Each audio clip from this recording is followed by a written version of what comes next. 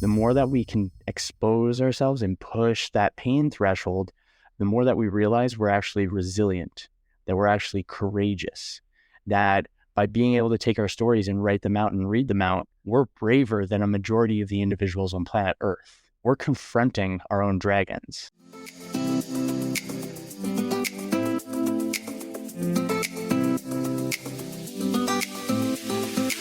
Welcome to the Real Food Mental Health Podcast, where we explore the powerful connection between mental and physical health.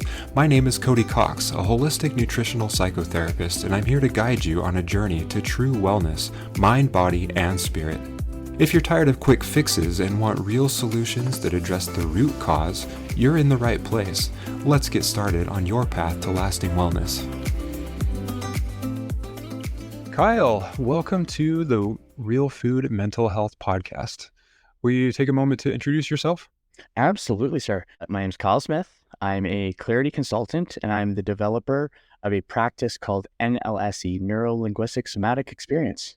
Neurolinguistic somatic experience. So tell me more about that. What's the theory behind it? How did you develop it and so forth? Totally. It is a practice. So it's something that we do. It's active participation. And the purpose behind it is to strengthen one's mindset in order to improve their mental fitness. And I say mental fitness instead of mental health, because I believe when we say mental health, we're ignoring the mental unhealth or the unhealth in general. And what we're ignoring oftentimes is the main thing that really helps us or inspires us not feeling too well. And so by having fitness instead of health or unhealth, we get a broader range where we can be healthier sometimes, we can be unhealthy sometimes. However, there's a range. We're not just one or the other. We're flowing in between the two. And mindset is I define mindset as the stories we tell ourselves about ourselves or our opinion of ourselves. And so we're improving people's opinion of themselves. And as a side effect, their mental health and their mental wellness, their mental fitness improves. I really like that philosophy of the mental fitness rather than mental health, because I've been confused for so many years. Like, what's the difference between health and wellness? And so I finally looked it up. Health is the end goal. That is what we want, but it's not really dynamic. Like you were saying, wellness is more of the means to the end goal. And you could say that for fitness as well. So love that. As far as the mindset thing goes, I'm really curious. So I was actually reading a little bit about this before we met, and I read something about story work and breath work. So tell me, what is exactly involved in the NLSE approach as far as the story work and the breath work goes? Beautiful. So NLSE itself as a practice is an amalgamation, a combination of both breath work and story work. The reason behind the two is so that we get the physical and we get the ethereal, the emotional, the energetic. We get to hit both points rather than just one part. We're hitting it all together. So we use the breath to engage the body, to downregulate, to calm. And then we use that state of calmness to explore stories. And I define stories as any experience, any dream, any moment in time that you can write down. If it could be written down as a story, it counts. And by having the breath integrated into the story, we create space from that intense emotion that it could bring up. So if there's a story that hurts, haunts, taunts, annoys, if it's an ouchy story, we can have a little intensity up in the chest. And when we're like up in the chest, then we're going to get really wound up. We're going to be upregulated.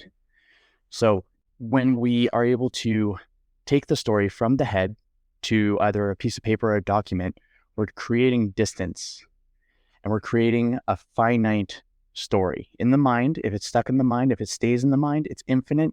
It'll take up all this space and it'll be similar to a computer. When you have a bunch of tabs open on the desktop, the computer runs slower. Same way with stories in our mind. If we have accumulation of all these stories, then it's going to have a particular weight. We're going to feel a weight to it. When we remove it, then we create space. Then we go through the actual practice, which I'll share the practice so it's simpler and actually, I'll show the practice, and if folks do it, then it'd be awesome. So, and how it would look, I'll use my own stories as an example for reference. I have a story from my childhood, and it's called the banana bike. That's what I titled it because I had a banana bike, Oh, I and it remember was those. right. And Yeah. so it's a story revolving with the theme of my father, with the theme of my dad. And so I'm able to take the story, separate it by writing it down. So title it Banana Bike, write down the story. When I was, how old was I again? 6, 7. I'll say 7. When I was 7 years old, my cousin Leo, he had a driveway that went down into the road and it went across the street. And we used that to gain speed to hit jumps, which is true. On this particular road, there is a very sharp turn, and it's blind turn. So main point of the story, I almost got hit by a car a couple times. My dad was flustered, took my bike away. I felt upset. However, when I wrote it down, I was able to take it away, have it down. Then that's the first step. The second step is to read it out loud. And you can either read it to yourself out loud or read it to another person. If you read it to another person, it's going to supercharge the experience because you're laying your heart out. It's like it's your story and it's your feel. So it does supercharge. So I always recommend it. However, by it solo is totally cool too. Then the second step, so second step, read it out loud. And many folks, if it's a story that's really intense, they'll hold their air up in their chest and they're going to try to read through it as quickly as possible so they don't experience the feels associated with the story. And so sometimes, not often, most folks are real good or real smooth. They'll go in and they'll have a regular rate of speech like how I'm talking right now. Sometimes we got a motor mouther where they go through and I can say like, when I was 7 years old, I had a banana bike and I used it to go down the driveway to pick up speed. And then I used the driver to pick up speed and go across it. And then, so there's motor mouth. It's just really fast. It's not clear. And this prevents us from going and processing the feelings. So then on the step 2, that's where the feels really start to come in. Step 3, we read it again, 30% slower, 70% your normal rate of speech. And what that does is it forces the breath to come in. Because if I'm reading something at 30%, like when I was 7 years old, I would use the driveway as a way to build momentum. When this happens, if it's an intense story, or even if it's, and I say intense, not even negative, it's also positive because we can have overwhelming joy as well. And that's hard to handle for some folks too. And so what happens is we get this physiological sigh. So we're reading, and it's similar to when someone is crying and they're bawling their brains out, they're bawling, and then they get a big. So when we slow it down, the breath forces itself in, it breaks up that story. And then we go into the fourth step, and that's where we integrate reading and breathing. So then we read at the same slow pace, and at every period, the occasional comma and sometimes and, we insert a breath. When I was 7 years old, I had a banana bike, and you'll notice that the intensity decreases. And at each step, a couple questions to ask yourself is, what emotions am I feeling right now? Where do I feel it in my body? And on a scale of 1 to 10, 10 being the most intense, where does this rate? And it's just an average. And as we go through the steps, it could be, how was it writing it out? Oh, it was like a 9 out of 9 intensity. Like, I don't want to go into it. Going into the next step, we read it. It goes from a 9 to a 7. They create space. They don't identify with the person in the story anymore, and they see themselves as they are in the present rather than they were then. And then the feels change. It goes from a heaviness in the shoulders to a lightness in the shoulders. You can feel it in your heart. You can feel it in your gut. You can feel it in your toes. You can feel it tinglies all over your body. And this is simply a processing and integration. It's a processing of unmetabolized emotions that have been lingering. So that's how the frame and the steps work, and how the body shifts and changes accordingly with that particular practice. Yeah, that's really interesting. As you were describing that, my mind was going to these other therapies that I had practiced as a psychotherapist. So I practice EMDR, Yeah. which is, it has a lot of overlap with NLSE, it sounds like. So, I mean, you described people reading their story too fast and not really feeling emotion. And I actually try to get people to slow down as they are describing their trauma to me when I'm doing EMDR, because we call that activation. We want to activate the trauma in the mind because when the trauma is activated in the mind, it's going to get processed much more thoroughly. Yes. And then also my mind kind of went to, I practice emotional freedom techniques as well, which is, it's got some similarities with EMDR, but in that, people are actually telling me what they're processing while they're processing it. And I encourage people to say the words emphatically. We're not just going through the motions. We're not just being robotic about it, but really feel the emotions that are tied to those words. Because again, it's about that activation of trauma in the brain. And as we're able to activate, like I said, we're processing the trauma much more thoroughly. So, love that approach. It sounds like you are well aware of those things. Totally. Love it. Dude, something else that, and I'm gonna ask you this one because I think it's really cool what you do. And I think that there's a synergy. Something that I developed this practice with, I don't think that was a word. I wanted to make sure that there was a holistic approach to this practice. There we go. I was gonna say holisticism, and I don't think that's a word. Yeah. I was thinking about the holisticism of this practice. Yeah. Well, holism is a word, but holisticism definitely Yeah, not. cool. And so something that I do with this practice is I like to integrate it with other practices as well. So I'll do NLSE with, let's say, a cannabis connection, NLSE with sound healing, NLSE with a variety of other modalities. And I think it's interesting.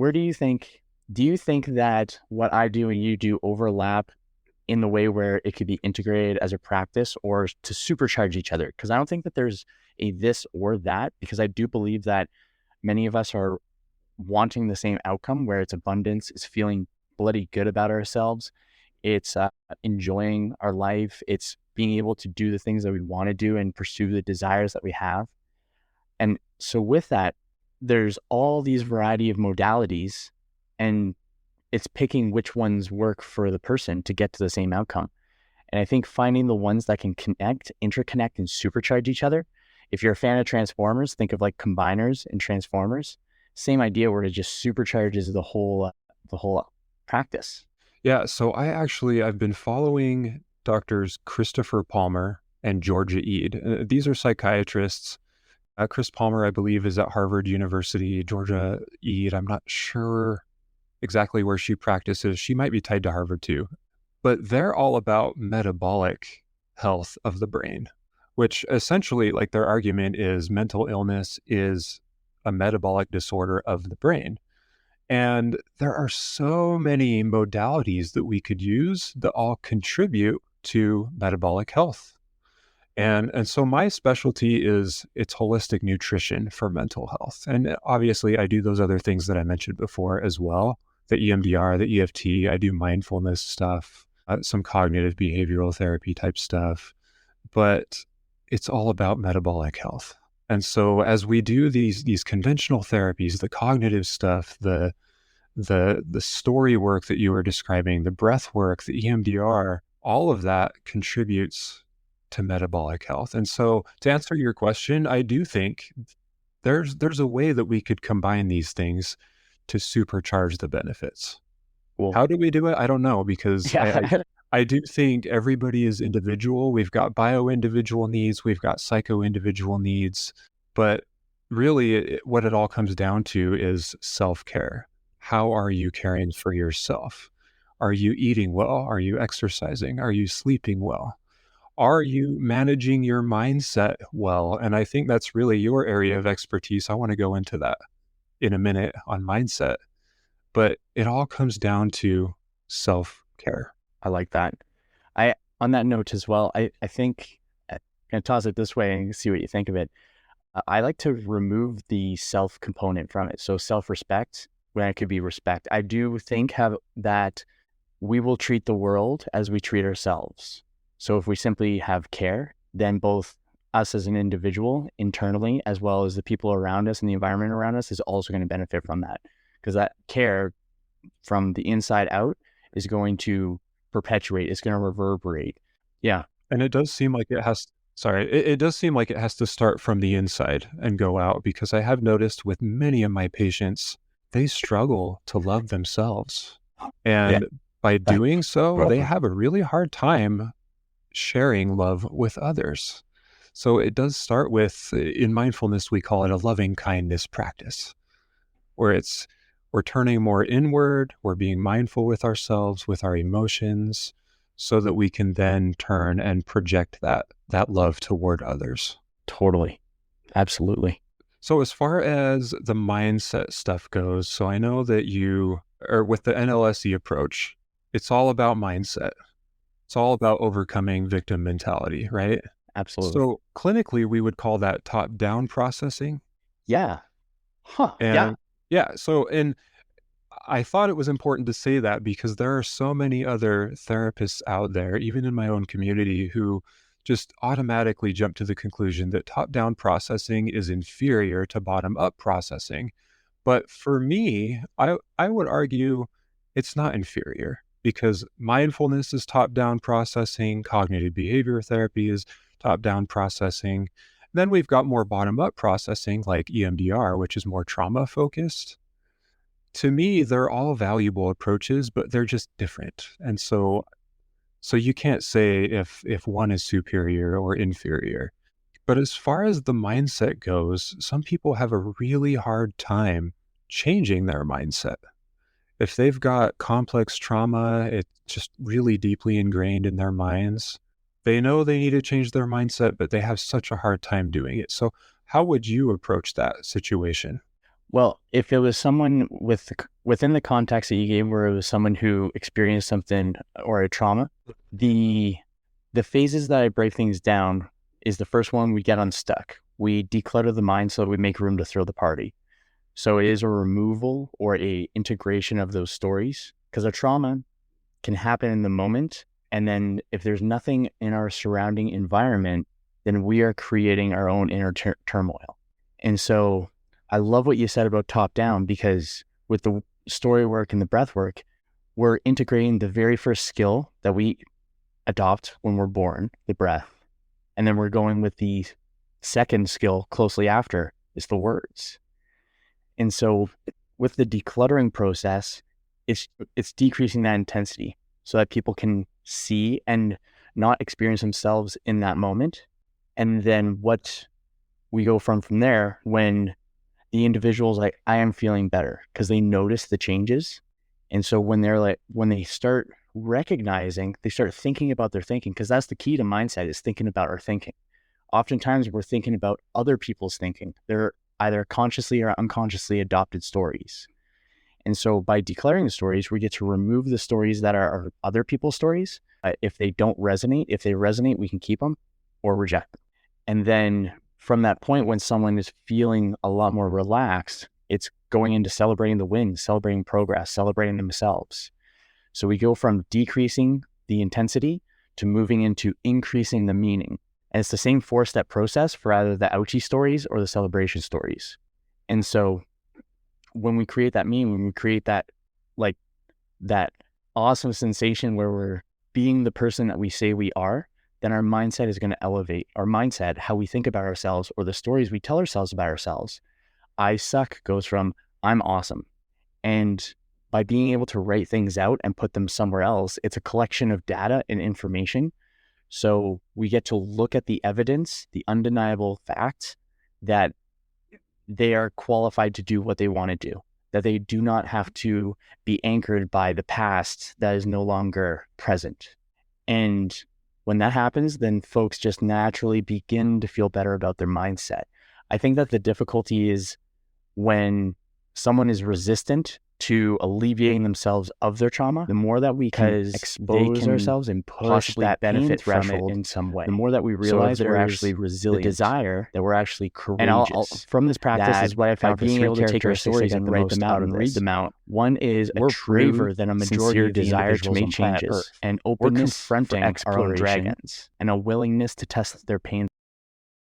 The more that we can expose ourselves and push that pain threshold, the more that we realize we're actually resilient, that we're actually courageous, that by being able to take our stories and write them out and read them out, we're braver than a majority of the individuals on planet Earth. We're confronting our own dragons. And when we confront the dragons and we integrate the dragons, Rather than kill the dragon, we can tame the dragon. We become the dragon rider and we get the gold. And that way, it's a process over that time where I believe most folks can alleviate themselves of intense experiences, emotions, and be able to unravel the adopted stories in order to allow their true inner being flourish. Love that. I love the analogy with what you mentioned about you're not killing the dragon. You're taming the dragon. You are riding it. You are its master. As far as crafting our language, how do we do that aside from the storytelling? Like, do you have a specific method for crafting the language in just the right way that it benefits us? I find it to be an easy one where we recognize it after I share it, you'll recognize it everywhere. So for context, words. So before this, I was a personal trainer for 13 years. So I have a couple fitness references. So the building blocks of the body are the macronutrients, our carbs, fats, and proteins. The quality of the carbs, fats, and proteins we intake is going to influence the physical body. Words, I see as the ethereal macronutrients of the mind. When we feed our mind quality words, we're going to have quality thoughts. When we feed our mind less than stellar words, we're going to have less than stellar thoughts or lower quality thoughts. And something that helps out with this, with our words, is being able to remove ambiguity and uncertainty and weigh in on certainty and clarity and decisiveness. So there's two types of talk. There's soft talk and then there's solid talk. Soft talk, ambiguous, uncertain. I like to think of it if there is a question behind a statement, it's not solid enough. So examples of soft talk. I might be at the party for 5 p.m. I'm probably going to be at the party for 5 p.m. I could make it to the party for 5 p.m. I should be able to make it to the party for 5 p.m. I kind of want to make it to the party for 5 p.m. All of these have questions. Are you going to make it to the party for 5 p.m.? So they're soft. There's ambiguity. You're not totally convicted with what you're saying. Got Correct. Yep. So then we do a translation, and in this case, it's a removal of the word. So it's simply, I'm going to make it to the party for 5 p.m. or I'm not going to the party tonight. Simple. And what this does with our language is that we're being honest with ourselves with what we want to do rather than simply flowing with other people's expectations of what we, quotey fingers, should do.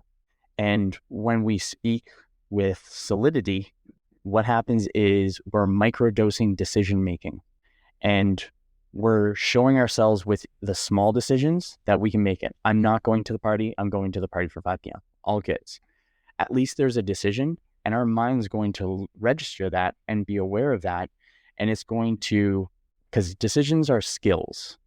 A decision is a skill. To be able to make a good decision is a skill. So we can practice the skill. And as we practice with small things like parties or get-togethers, we get better and better and better at our decision making. Our bandwidth for decision making becomes larger, our threshold. And when we're able to make the smaller decisions with competence and have confidence in that competence, and confidence is a side effect of competence. So the more competent we are at decision making, the more confident we're going to feel. We're going to have an elevated mindset. We're going to speak with certainty. We're going to have an internal dialogue with certainty. We may still have a couple soft talk words, like I just said there, sort of. However, when our internal dialogue is more decisive, then we're going to be able to direct our character, who we are, in the direction we want to add to our own personal lore, to our own personal story. And so the removal of the soft talk, focusing on solid talk, and alternate to this, or not an alternate, a side note, if someone is truly undecided, then that's totally cool. Then they could say, I might be able to make it to the party for 5 p.m. I'm just going to check my calendar. I'm going to check my schedule. I'm going to see if I have this, that, or the other. Then that's legit. I find that soft talk is dangerous when we use soft talk in order to not upset the person that we are speaking with. And I see that so much I don't know if that's a thing where you are, but in the Western United States, we are people pleasers. And I haven't spent very much time in the Eastern states, but what I hear is that the culture over there is much more direct. They're much more into the hard talk. Where on the West side, it's more about the soft talk. We care about people's feelings, and I mean, it's not that that's a bad thing, but we do it so much to the point that it hurts us. It cripples us to think that we might hurt somebody else's feelings, but then we can't even use that hard talk to be assertive for ourselves, to be competent and confident, like you were describing. Totally. I think the pivot point from the place to go from people pleaser is to go to person pleaser and have that person be yourself. It's just a flip. And there's the thing, because I think when there's hospitality, I think that yes, when speaking to someone and there's hospitality, then there's that genuine feel good. That I think that there's compassion in that. When there is the internal decision, I don't want to go to the party, and they say yes to the party, then there's going to be an incongruence, and someone might feel resentful of themselves or whoever else later. That's where I think is dangerous as well, because I think that there's a politeness, and then there's a how to describe. There's a politeness, and it's a pseudo politeness. It's not real politeness. It's not quite politeness. Does that make sense? I can't think of the word. There's one that's lingering there, but Like pleasantries, or pleasantries. That's a yeah, nice one. Yeah. where we are doing it more out of cultural expectation Yes. Yes. than from the heart. Yes. Thank you. Yeah. Yes. Sweet. And so that's the one way to be able to go through and think about the thinking. And then honestly, you see it in the texts when you're reading your text, read it over again, see if there's soft talk. When you are aware of the soft talk words, then you hear it outside of you as well.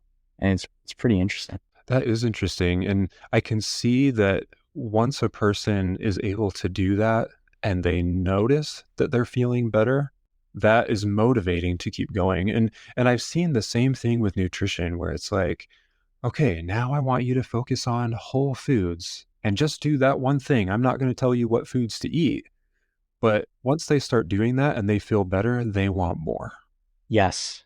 And I'm sure you've seen the same in like personal training type situations as well, where once they start feeling better, they want more. Yes. I think that that's the aha moment. That's the epiphany. That's where there's a pattern interrupt in the brain. And from the fitness side of things, because now it's different because I'm working with the mind. So things are fast tracked in the mind a bit. It's pretty cool. And then for the physical, I do think that it's that delay in between when someone starts and then someone has that epiphany, that aha moment, that pattern interrupt where they're like, yes, this is doing wonders. And the sooner that we can get that aha moment, however that is, I believe that that's when people can really, well, they can identity shift, they can step into their ideal self, they can make peace with all their past selves. Yeah. And I love the somatic part of the neurolinguistic somatic experience as well. Like, and just kind of going back, you had mentioned this before. I meant to comment on it, but we tend to hold emotions in our bodies. And so physical exercise that can help work it out.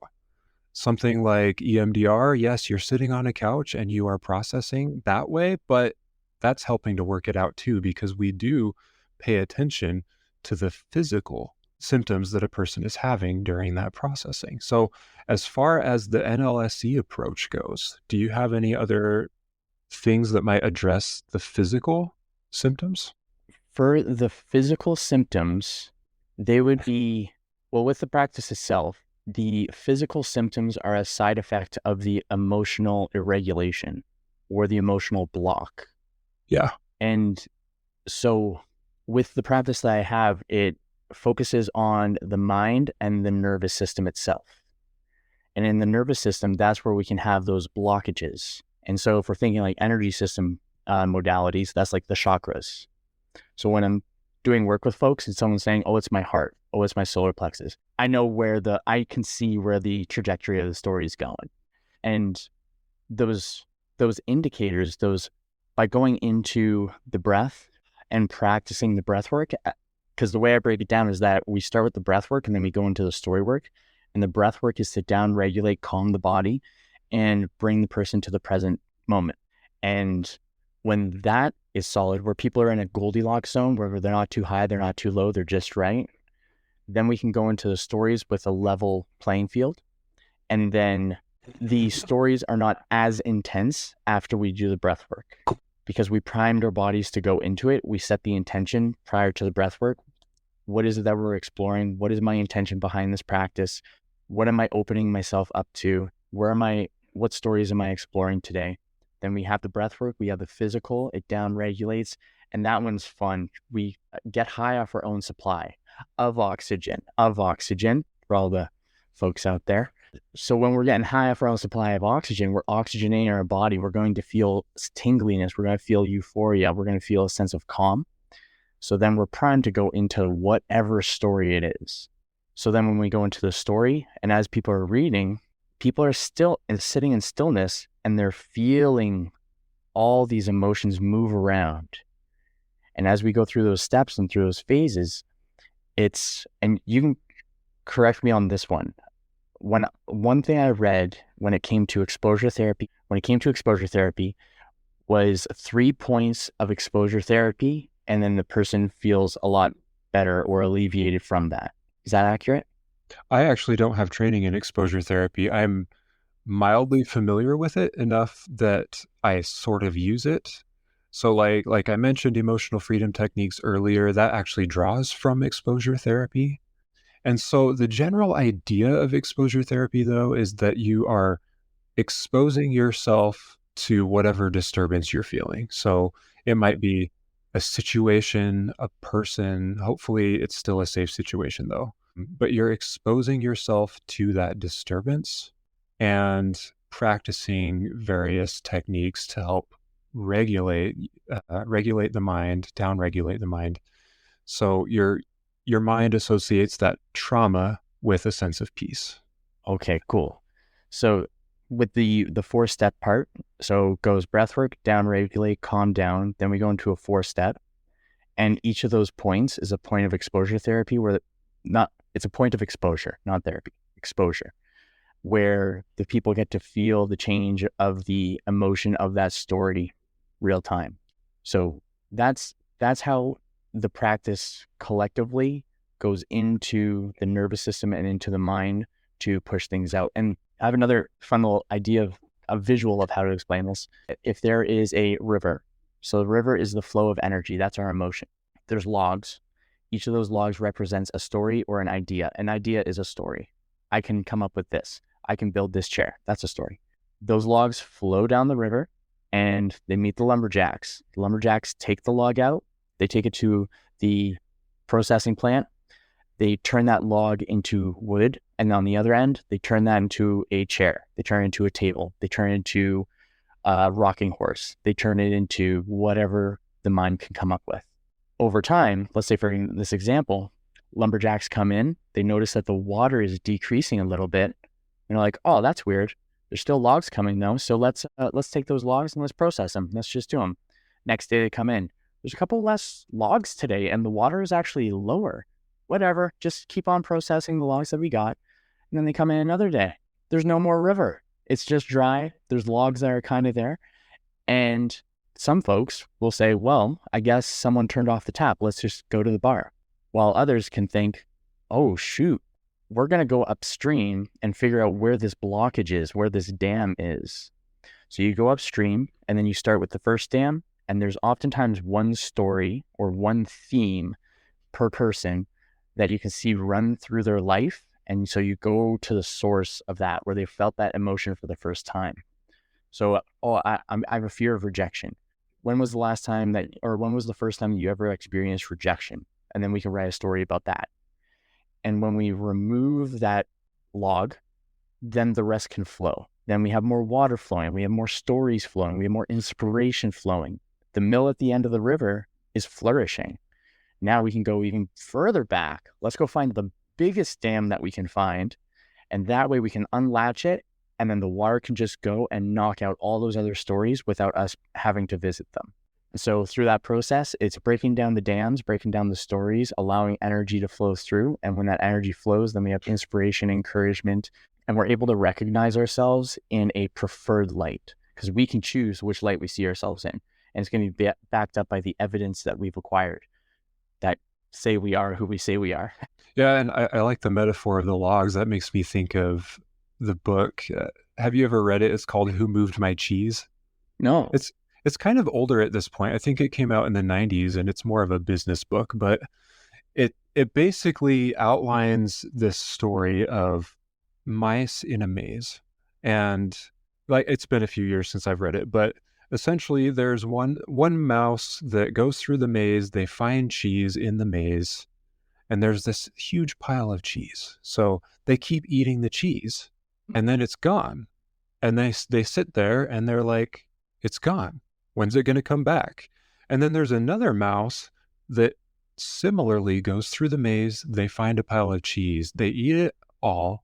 It's gone. And without hesitating, they keep moving to look for more cheese. So they're taking a proactive approach to finding that cheese instead of saying, but it was here. It was here and it should still be here. So take that proactive approach. Go find that dam that you need to break down, move the logs or whatever the obstruction is, and solve the problem. Absolutely. There's something I heard this definition of intelligence 2 weeks back, and I really like it. The sign of an intelligent person is their capacity to solve problems. I thought that was cool. And I do agree with that, where the better that someone, because it's not a matter of how well someone did in school. If that was the case, I didn't do very well in school. So, whoops. However, I'm really good at solving problems. I'll take that trade-off. I'm cool with that. If I had to choose between how it is now and being good in school and bad with problems, I don't know how it would go. And I think that I believe that when we learn to solve more of our problems or issues or the things that we're resistant to is oftentimes the things that is the easiest to go after to solve first, and it flushes everything out and makes life a lot easier.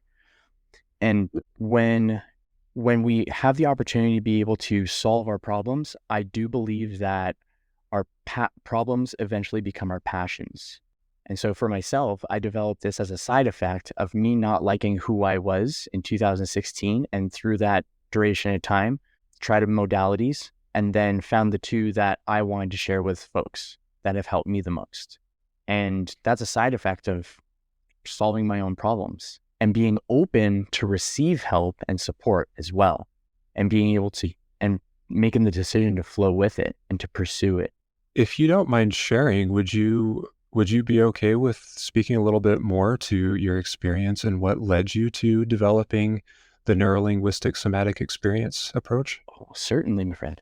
So 2016, I actually have well, no one watching, but you can see it. I have a bib right here, and that's for what's called the world's toughest mutter.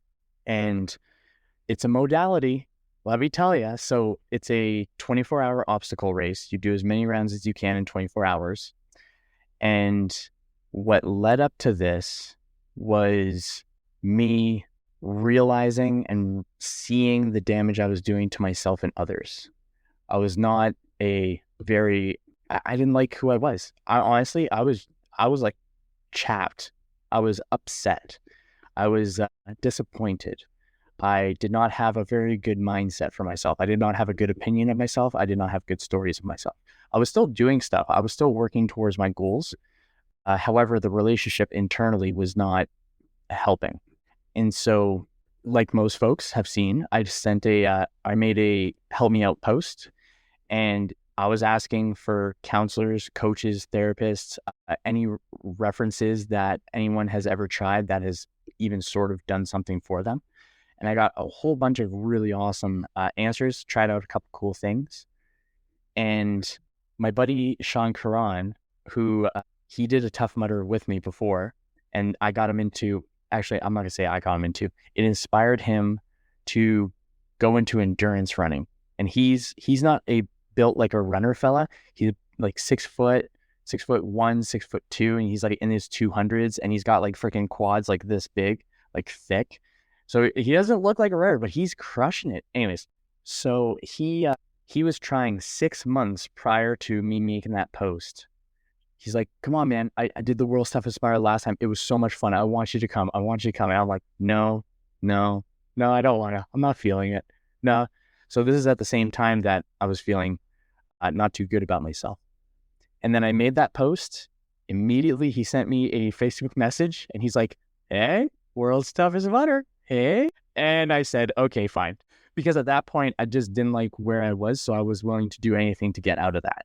And so what I learned from this is, or what I learned from that experience, I had that pent up emotion, how we were talking earlier, how there's that buildup, there's that heaviness of emotion is within you. And I was going to the gym and doing stuff like that. So I had modalities, I had breath work. However, I still had it all in there and I didn't have a strong enough sledgehammer. Yeah. I didn't have enough sledgehammer to make a crack in the fields.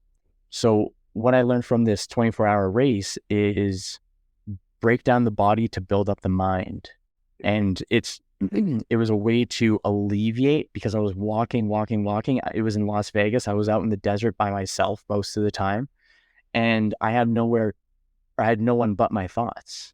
And so when I pushed my body to a strenuous point, when I alleviated all the intensity and I found myself in calmness, even in the middle of a 24-hour race, I was able to actually think about my thinking. I was thinking of where I wanted to go, what I wanted to see, what I wanted to do. Did I want my life to mean this? Or do I want my life to mean that?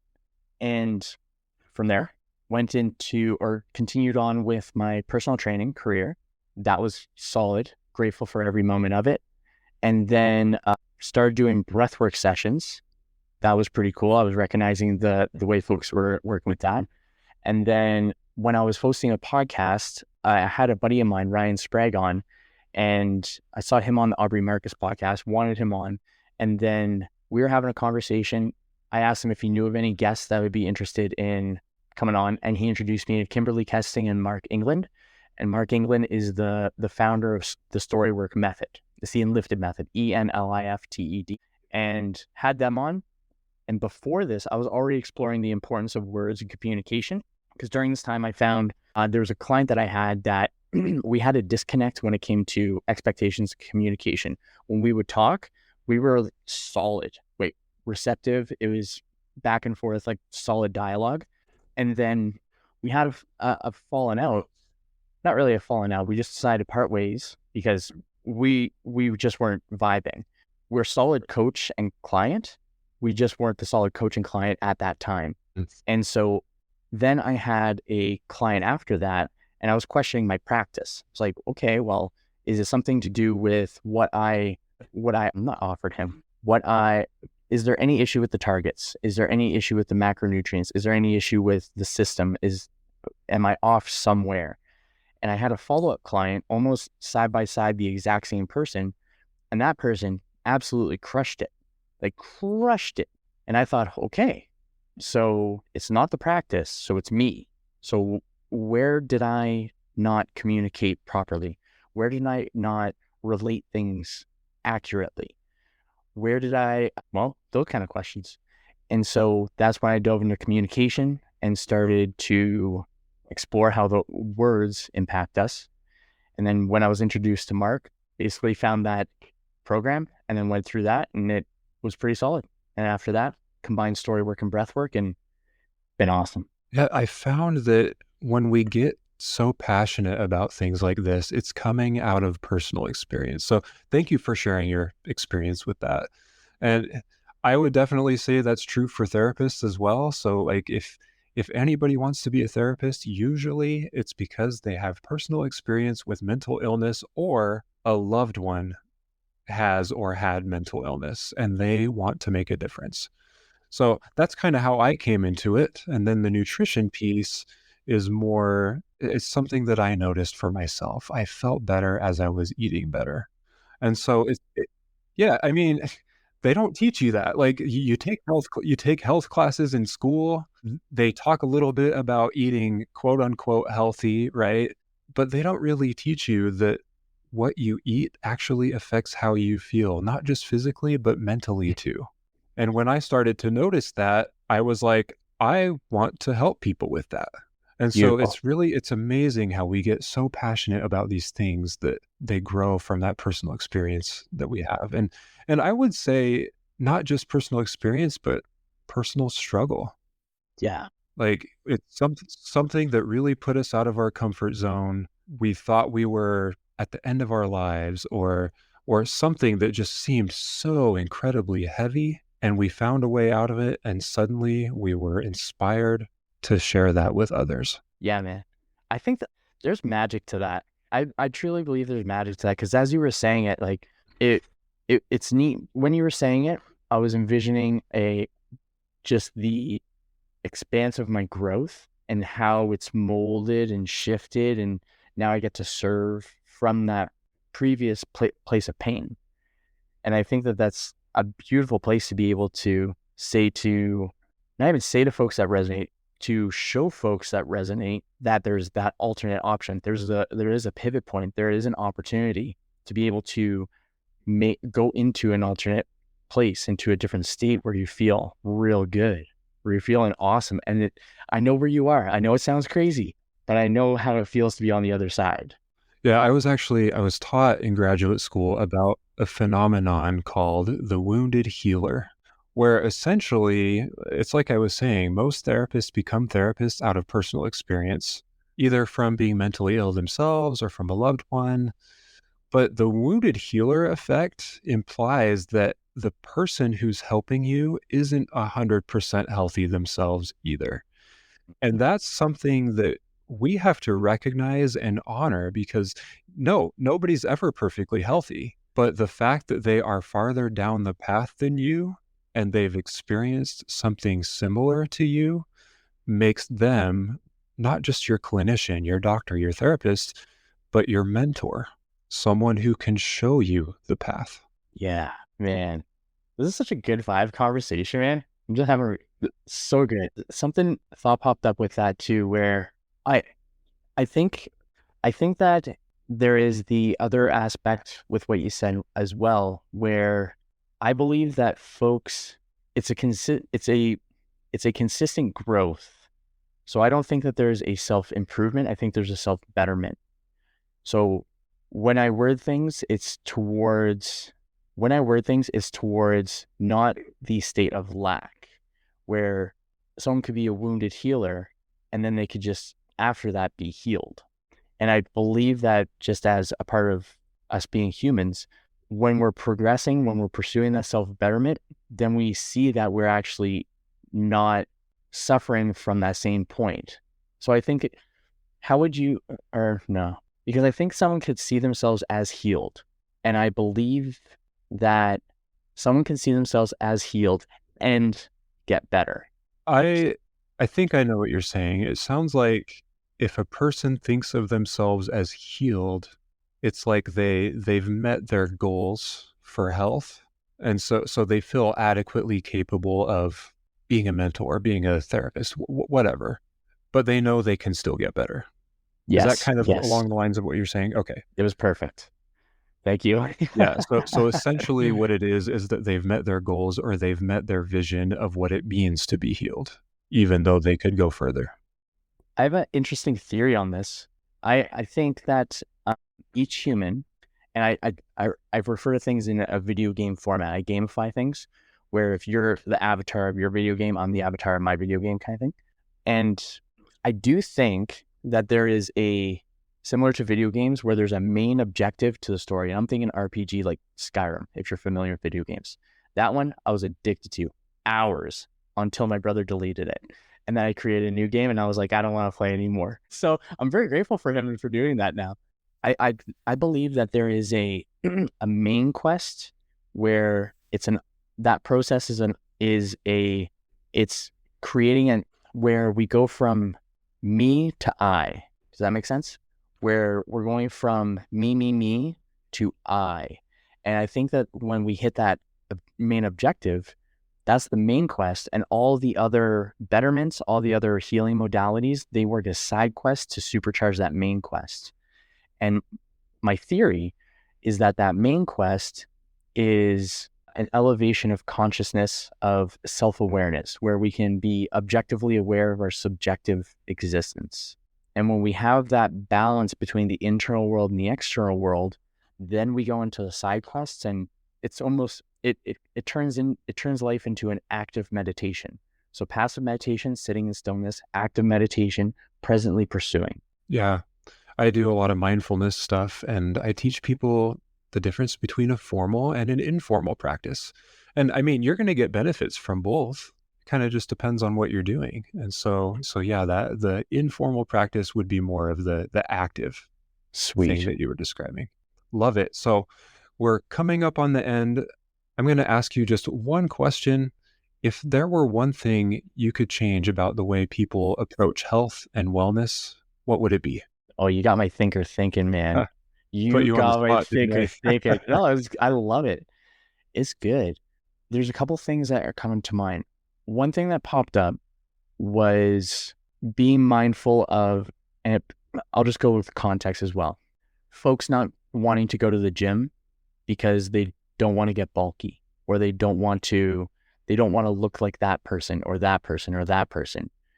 When in reality, it's going for the self. No one cares. Everyone's at some place. If someone is at the same place as you, they're looking to do the same thing as you, and it's to get better. And I find that narrative where there's the attribution of, oh, I don't want to become that person. I think that's silly, because then it can deny them the opportunity to become themselves. It doesn't have to be the same. It could be the same thing, but no matter what, the person's going to be their own self. They're going to experience it in their own way. I think that an openness to exploration as well would be really good. So for that last story, just recognizing that health is a personal journey that also positively impacts the people around you. That would be one part that I would definitely say. I'll leave it at that one. I like that one, actually. Very well said. Okay. So Kyle, how can people find you? On the socials, anywhere on social or any social media, I'm Dapper Dude Kyle, DAPPER, Kyle, KYLE. And website is clarityconsultant.ca. Great. Thanks, Kyle. Thank you for having me. Hey, I hope you enjoyed this episode. I just have a couple things I want to share with you before we wrap up. And that is, if you want to support me in this podcast, the production, interviewing more guests, putting out more episodes, go to ko-fi.com/CodyCox. That's ko-fi.com/CodyCox. Also, I wanted to share, I am offering a 20% discount on my packages to my podcast listeners before the end of the year. So if you want to take advantage of this, go to my website at beavercreekwellness.com and go and purchase a package using the promo code podcast24. That's podcast24.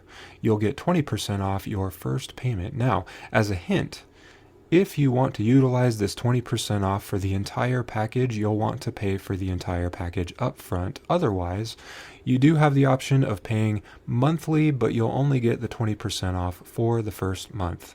This deal applies to packages of nutrition as well as nutritional psychotherapy. And as a reminder, if you are not in the state of Utah, unfortunately, you cannot utilize the nutritional psychotherapy package. However, if you're outside of Utah, you may be able to utilize the nutrition package. So something for everyone here. But remember, this deal expires December 31st, so make sure you jump on it soon. Real Food Mental Health is intended for informational and entertainment purposes only. The information presented on this podcast is not intended to replace any medical advice, diagnosis, or treatment. While I am a healthcare provider, I am not your provider. Always seek the advice of an appropriate healthcare practitioner with any personal questions you may have regarding a medical condition. Never disregard professional medical advice or delay in seeking it because of something you have heard on this podcast. Reliance on information provided by this podcast is at your own risk.